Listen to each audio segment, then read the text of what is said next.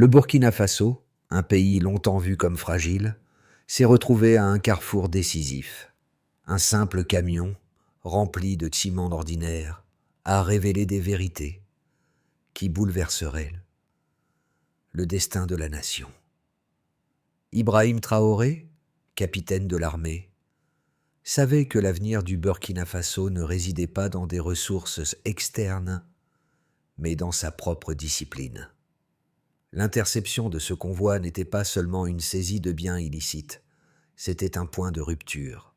Qu'est-ce qui se cachait derrière cette cargaison apparemment banale, et comment cela allait-il redéfinir la souveraineté du pays? Ibrahim Traoré, un jeune capitaine de 30 ans, a promis une révolution silencieuse, un renouveau fondé sur la discipline et l'autosuffisance. Le Burkina Faso, longtemps dépendant de l'aide internationale, se retrouve désormais dans une lutte pour redéfinir sa souveraineté, sans se plier aux volontés extérieures. La saisie du camion de ciment n'était que le début d'une guerre invisible, menée sur plusieurs fronts. La contrebande, les réseaux criminels et l'ingérence dans les affaires nationales. Traoré savait que chaque décision prise en ce moment crucial allait déterminer l'avenir du pays. Cette bataille ne concernait pas seulement la protection des frontières, mais la survie même de l'État. En agissant ainsi, il n'affrontait pas seulement des ennemis physiques, mais un système corrompu qui menaçait de détruire le cœur même de la nation. Chaque action serait cruciale, chaque mouvement précis. Le Burkina Faso pouvait-il survivre et prospérer en tant que nation indépendante, ou allait-il s'effondrer sous le poids des défis intérieurs et extérieurs? Le Burkina Faso se trouvait à un tournant décisif. Le pays, épuisé par des années de coups d'État, de famine et de crise, semblait fragile, encerclé par la violence et l'instabilité de ses voisins. Pourtant, une petite découverte allait changer le cours de son histoire. Ce camion, apparemment ordinaire, transportait bien plus que du ciment.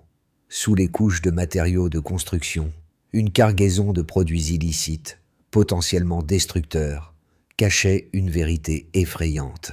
Ibrahim Traoré, alors capitaine de l'armée, avait bien compris que la véritable menace ne venait pas seulement des armes, mais des réseaux cachés dans les recoins du pays. La saisie de ce convoi, bien qu'ayant l'apparence d'une simple opération de douane, allait s'avérer bien plus que cela. Un test de la résilience du Burkina Faso, une démonstration de sa capacité à se défendre par ses propres moyens. Le camion avait été intercepté à un poste de contrôle. À première vue, c'était une simple cargaison de ciment, mais un détail discret dans la documentation allait tout changer. Un inspecteur, Awa, avait remarqué une anomalie dans les papiers d'expédition. Les documents étaient datés de plus d'une semaine avant l'arrivée du convoi. Cette simple ligne d'encre, presque invisible, allait déclencher une série d'événements qui allaient perturber le fragile équilibre du pays.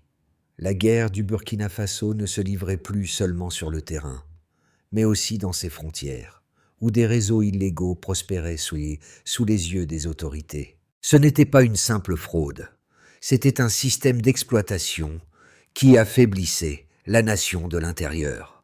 Awa, une jeune inspectrice des douanes, joue un rôle clé dans cette lutte contre les réseaux de contrebande qui sévissent sous les yeux des autorités. En tant que l'une des rares femmes de son unité, elle prend immédiatement conscience de la gravité de la situation lorsqu'elle découvre une anomalie dans les papiers d'expédition d'un camion apparemment ordinaire. Ce camion, transportant du ciment, cache en réalité une cargaison bien plus dangereuse, des substances explosives et des produits chimiques illégaux. Awa, en collaboration avec le lieutenant Karim, un vétéran des postes de contrôle de la région, commence à surveiller les trajets de camions suspects. Pendant 3 mois, ils observent sans intervenir, collectant des informations discrètement. Les premières observations révèlent une étrange régularité. Des camions en provenance du sud-ouest, remplis de ciment, mais sans chantier visible. En analysant ces données, Awa et Karim en viennent à la conclusion qu'un réseau complexe de contrebande se cache derrière ces cargaisons, alimentant à la fois les insurgés et les groupes criminels. Leur travail minutieux commence à porter ses fruits et la mission se transforme en une lutte pour la sécurité nationale, pas seulement pour des produits illégaux. Ibrahim Traoré, le capitaine de l'armée, donne des ordres stricts. Regardez, mais frappez seulement quand vous êtes sûr. Une erreur pourrait coûter cher. Cette approche méthodique et mesurée est essentielle pour éviter de perturber l'équilibre fragile du pays. À la suite des découvertes d'Awa, l'intensification de la guerre contre le trafic organisé devient inévitable. Ibrahim Traoré, sans hésitation, ordonne la mise en place d'une opération secrète et coordonnée. En l'espace de quelques heures, une équipe d'élite est déployée sur le terrain. Composée de 6 officiers et de 2 véhicules blindés, cette force d'intervention n'a pour mission que de suivre et de neutraliser les réseaux criminels sans attirer l'attention. L'armée et les forces de douane sont prêtes à intervenir, mais leur discrétion est primordiale. Le premier test de cette stratégie a lieu un après-midi, lorsque l'un des camions suspects est repéré à un poste de contrôle. Cette fois, les officiers ne se contentent pas d'intercepter la cargaison, mais surveillent de près chaque mouvement. Lorsqu'ils ouvrent les caisses, ils découvrent une cachette de matériaux explosifs et de produits chimiques. Cette découverte confirme ce qu'ils craignaient. Les réseaux criminels ne se contentent pas de faire passer des marchandises illicites, mais organisent une véritable menace pour la sécurité nationale. L'attaque n'est plus seulement une question de contrebande, mais de défense du pays contre des forces externes invisibles.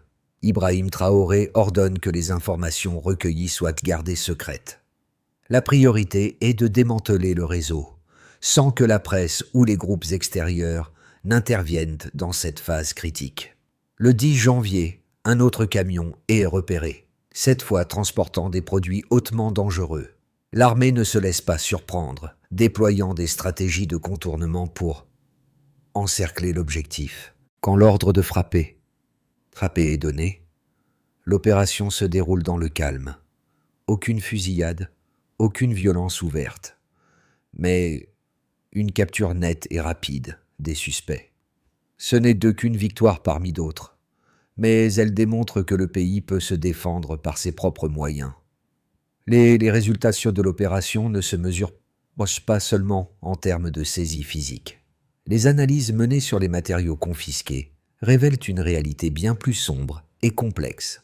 Dès les premières saisies, il devient évident que les réseaux criminels qui se cachent derrière ces activités ne se contentent pas d'échanger des biens illégaux. Ils manipulent des substances pouvant causer des destructions massives. En 3 mois, plus de 2,3 tonnes de matériaux explosifs ont été saisis. Selon les ingénieurs militaires, ce stock aurait suffi à détruire un quartier entier, tuant des milliers de personnes. Les experts estiment que les produits explosifs découverts sont d'une telle qualité qu'ils pourraient causer une réaction en chaîne si utilisés en grande quantité. De plus, les substances découvertes, principalement des produits chimiques, sont non seulement instables, mais aussi potentiellement létales. Le cyanure récupéré, à lui seul, aurait suffi à empoisonner un bassin de 20 km² si libéré dans la nature. D'autres découvertes ont été tout aussi préoccupantes. 780 caisses de médicaments contrefaits contenant des substances hautement toxiques et inefficaces ont été interceptées. Ces médicaments auraient pu être distribués dans des hôpitaux de campagne, mettant en danger des milliers de vies. Les tests réalisés par les autorités sanitaires ont révélé que les médicaments contenaient des traces d'arsenic et des composés chimiques destinés à imiter des antibiotiques légitimes. Une seule dose de ces médicaments pourrait provoquer des dommages irréversibles aux organes internes, y compris le foie et les reins. Enfin, les analyses ont révélé que ces opérations ne se limitaient pas à la vente de matériaux explosifs ou de médicaments. Des éléments ont montré des connexions avec des groupes armés à l'extérieur du pays, suggérant que ce réseau n'était pas seulement une entreprise criminelle locale, mais une menace transnationale bien plus vaste. Les chiffres et les preuves obtenues par les autorités militaires et douanières sont clairs. Ces réseaux représentent une menace bien plus grande que ce que les autorités avaient initialement imaginé. Face à la montée de cette menace, Deux perspectives principales émergent quant à la manière de traiter la situation. D'un côté, certains analystes estiment que la solution à long terme réside dans une coopération renforcée avec les puissances internationales. Ils soulignent que la lutte contre de tels réseaux criminels nécessite des ressources et des technologies avancées que le Burkina Faso ne possède pas encore. La coopération avec des institutions comme l'ONU ou la CEDEAO pourrait offrir une aide cruciale, tant sur le plan logistique que technologique. Ces experts avancent que sans une aide externe, le pays risque de se retrouver à court de moyens face à des réseaux aussi bien organisés. Ce groupe soutient que, même si le pays parvient à éliminer temporairement certains réseaux criminels, l'isolement prolongé pourrait affaiblir la capacité de défense nationale et rendre le pays encore plus vulnérable à d'autres menaces. Selon eux, la meilleure option reste une approche diplomatique et internationale, où le Burkina Faso bénéficierait du soutien de partenaires étrangers pour sécuriser ses frontières et ses infrastructures critiques. À l'opposé, Ibrahim Traoré rejette fermement cette idée. Il est convaincu que la véritable force du Burkina Faso réside dans sa capacité à se défendre et à se reconstruire sans dépendre de l'aide étrangère. Selon lui, une dépendance prolongée vis-à-vis des puissances internationales risquerait de compromettre la souveraineté du pays et d'affaiblir la discipline interne nécessaire à la survie nationale. Traoré croit fermement que le pays doit apprendre à se défendre seul, en utilisant les ressources internes de manière plus stratégique et en renforçant les capacités des forces de l'ordre local.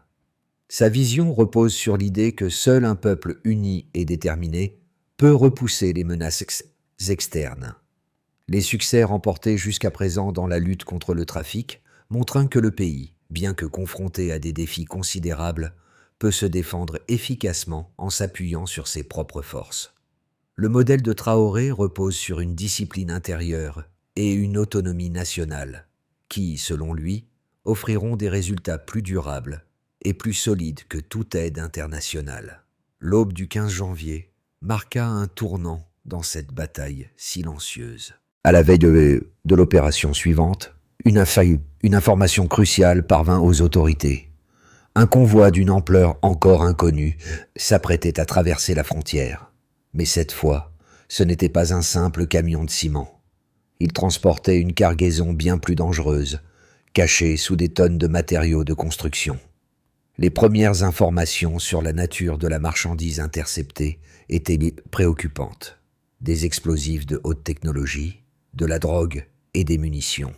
Ibrahim Traoré ordonna une interception immédiate, mais cette fois, les choses ne se passeraient pas comme lors des précédentes opérations. La force d'intervention allait devoir se préparer à un affrontement bien plus complexe, plus risqué. Cette cargaison n'était pas simplement destinée à alimenter des groupes criminels locaux, mais elle était liée à des réseaux internationaux. Le danger était plus grand que ce que le pays avait anticipé. Le piège tendu par les réseaux d'insurgés était bien plus élaboré que prévu. Et ce que Traoré savait désormais, c'était que l'issue de cette bataille pourrait déterminer non seulement la survie de son pays, mais également le destin de la région entière. L'impact des actions menées sous le commandement d'Ibrahim Traoré s'est rapidement fait ressentir dans plusieurs sphères de la société burkinabé. Les premières victoires contre les réseaux criminels ont conduit à des changements tangibles, non seulement au niveau de la sécurité, mais aussi dans l'attitude des citoyens envers leur gouvernement. La population, longtemps accoutumée à la fragilité de l'État, a commencé à percevoir une véritable différence. Les frontières, jadis des lignes de fuite pour le trafic de drogue et d'armement, sont devenues des symboles de la discipline et de la vigilance d'un peuple qui ne se laisserait plus faire. À Ouagadougou, le sentiment de sécurité a considérablement augmenté, avec plus de 70% des habitants se déclarant plus en confiance qu'auparavant. D'un point de vue économique, l'impact a été tout aussi significatif. Avec la réduction du trafic illégal, les flux commerciaux ont commencé à se normaliser. Les entreprises locales ont retrouvé des opportunités de croissance et les produits légaux ont commencé à remplacer les marchandises issues du marché noir. Le ministère des Finances a estimé que, grâce à l'interception de certains convois, le pays avait gagné l'équivalent de 3 semaines d'exportation en préservant ses routes commerciales. Ces gains modérés mais significatifs ont fourni une base pour la reconstruction économique, stimulée par l'autosuffisance et la réduction de la dépendance aux échanges illicites. Socialement, les communautés frontalières, autrefois négligées, ont connu une transformation radicale. Des comités civils ont été formés, constitués non seulement d'anciens contrebandiers repentis, mais aussi de jeunes volontaires issus des villages locaux. Ces comités ont joué un rôle clé dans la surveillance des zones sensibles et dans la construction de la confiance entre les autorités et les populations locales. Awa, l'inspectrice des douanes, a été invitée à mener des formations civiques dans ces communautés. « Nous ne sommes plus les oubliés du pays, nous en sommes la porte », a-t-elle déclaré lors de la première session à Gawa. Une phrase qui a résonné profondément et qui est rapidement devenue un cri de ralliement pour la nouvelle génération. Cependant, les répercussions les plus significatives se sont manifestées au niveau régional. L'exemple du Burkina Faso a commencé à inspirer d'autres nations du Sahel. À Bamako et à Niamey, des discussions ont eu lieu sur la possibilité d'adopter une approche similaire pour renforcer la souveraineté et la sécurité interne. Les leaders de la région ont reconnu que, bien que le Burkina Faso fasse face à des défis considérables, sa capacité à contenir l'insurrection et à démanteler les réseaux criminels à l'intérieur de ses frontières représentait une victoire stratégique majeure. Le modèle burkinabé de vigilance partagée a ainsi trouvé un écho favorable dans plusieurs capitales de la région, modifiant la manière dont la sécurité était perçue. Mais ce changement de paradigme a également soulevé des inquiétudes parmi certains analystes internationaux. Ils se sont interrogés sur la durabilité de cette stratégie de souveraineté renforcée sans une aide extérieure. Bien que les résultats obtenus soient impressionnants, la question du financement à long terme et de la viabilité des infrastructures, encore fragiles, reste ouverte. Le Burkina Faso, isolé économiquement, risque-t-il de sombrer à nouveau dans la fragilité en l'absence de soutien international? D'autres, cependant, soutiennent que ce modèle de souveraineté nationale pourrait être une réponse durable aux crises de la région, symbolisant une renaissance du Sahel, où les pays apprennent à se défendre eux-mêmes. En analysant la situation actuelle du Burkina Faso, plusieurs scénarios ont été envisagés pour les 6 à 12 prochains mois.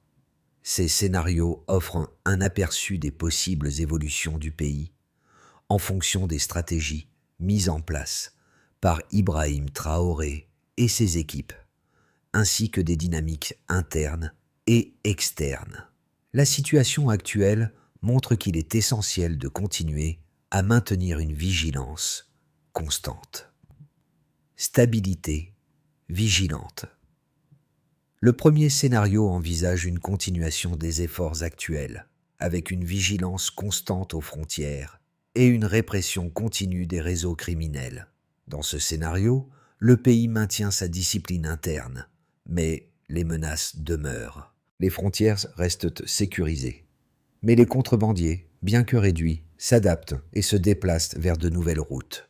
Les autorités burkinabées, même si elles parviennent à maintenir l'ordre, continueront de faire face à des défis économiques dus à la faiblesse des infrastructures et aux restrictions financières. La coopération régionale pourrait progresser lentement, mais il est peu probable que le pays sorte complètement de sa dépendance économique vis-à-vis des aides extérieures. La stabilité à long terme nécessiterait un renforcement continu des capacités locales, mais la croissance économique resterait modeste, en grande partie en raison des obstacles internes. Une évolution positive serait possible si les efforts se poursuivent. Renaissance nationale. Dans ce scénario, le Burkina Faso connaît un renouveau majeur. Inspiré par son modèle de souveraineté renforcée, le pays devient un exemple de stabilité et d'indépendance dans la région du Sahel. Les efforts de Traoré pour sécuriser les frontières et réduire la corruption au sein des autorités commencent à porter leurs fruits. L'économie locale se stabilise et croît grâce à la réduction du trafic illicite et à l'augmentation des investissements internes. En outre, la coopération avec des voisins comme le Mali et le Niger se renforce, avec des accords de partage de renseignements et des collaborations pour sécuriser les zones frontalières communes.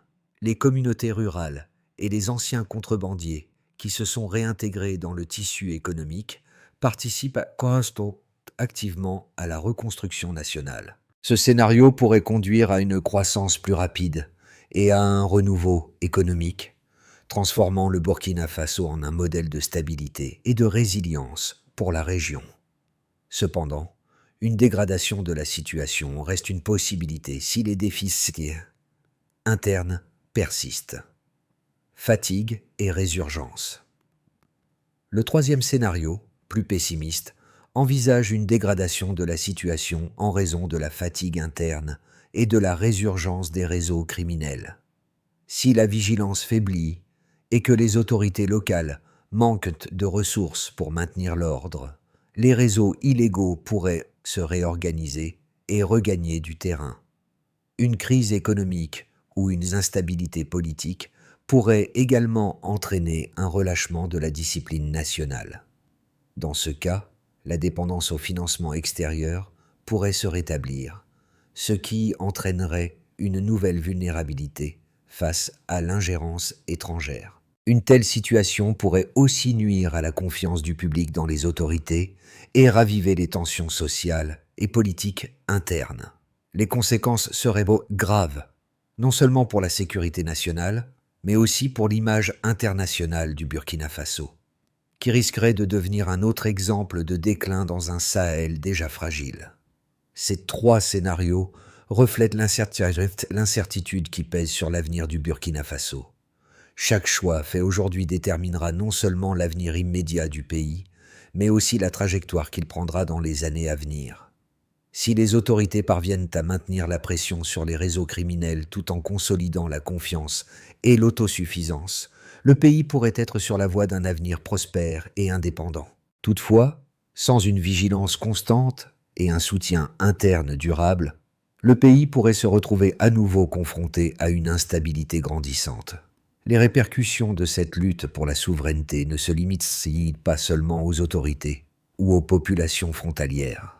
Elles concernent chaque citoyen burkinabé, chaque famille, chaque individu qui aspire à un avenir plus stable et plus sûr. Lorsque les douanes et les forces armées ont commencé à protéger plus activement les frontières, une véritable prise de conscience s'est opérée au sein de la société civile. Ce n'était pas seulement un combat mené par les autorités, mais un mouvement collectif où chaque Burkinabé était impliqué, même à un niveau modeste. Dans les zones rurales, les anciens contrebandiers ont été formés pour devenir des gardiens de la nation. Ces hommes et femmes, qui autrefois alimentaient le marché noir, ont commencé à participer activement à la reconstruction de leur communauté.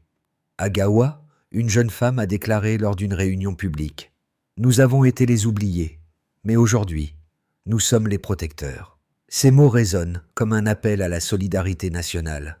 Ibrahim Traoré, par son leadership, a permis à chaque citoyen de se sentir concerné par l'avenir du pays.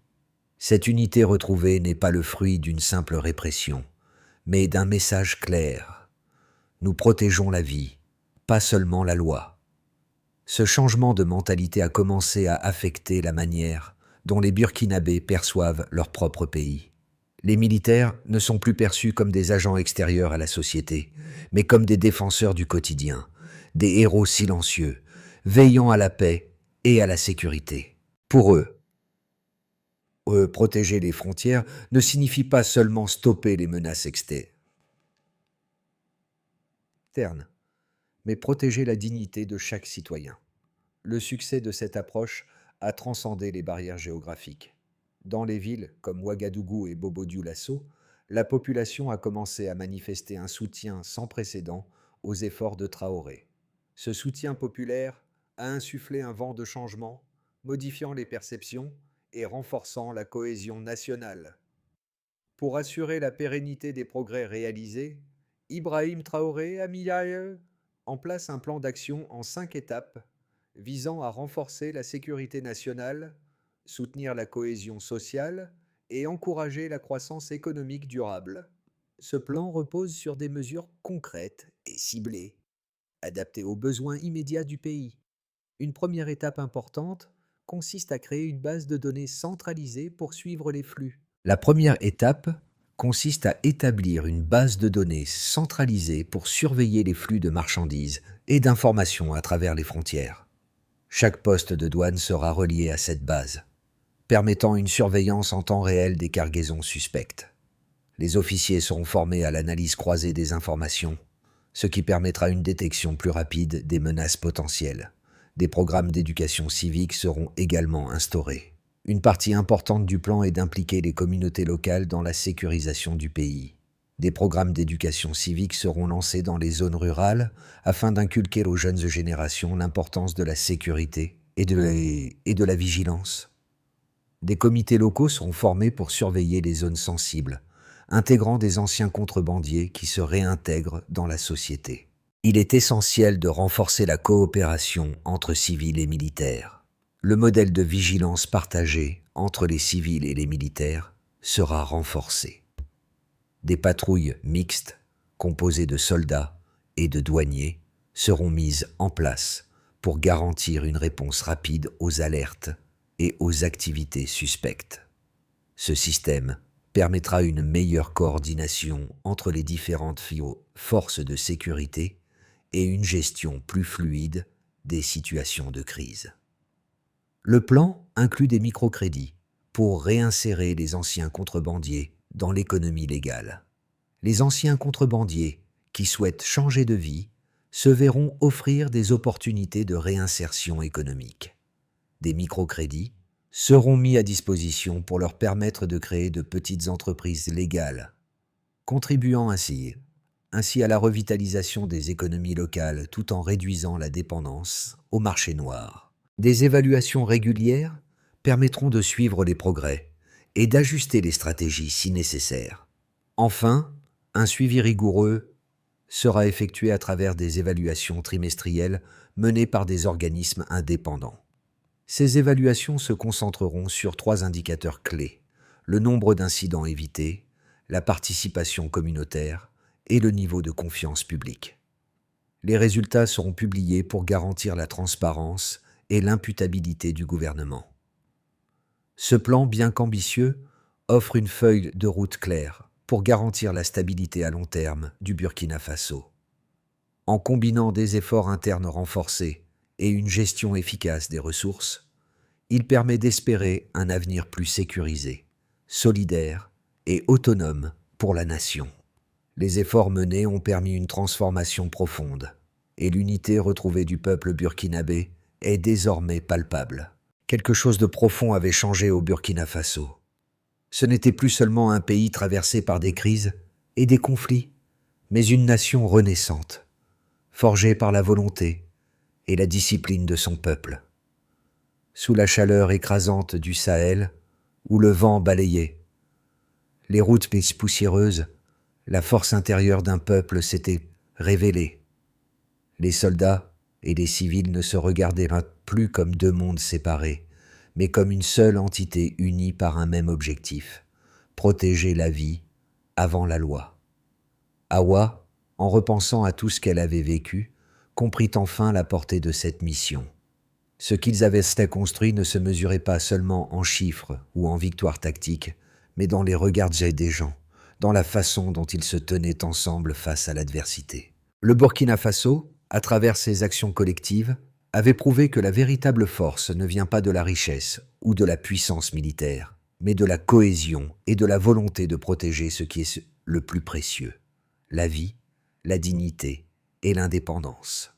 Ibrahim Traoré, observant les résultats de l'opération, se rendit compte que cette bataille n'avait pas seulement changé son pays, mais l'avait transformé lui-même. « Le feu a fait son œuvre », dit-il simplement. Et dans ce silence, il savait que la véritable victoire était dans l'unité retrouvée.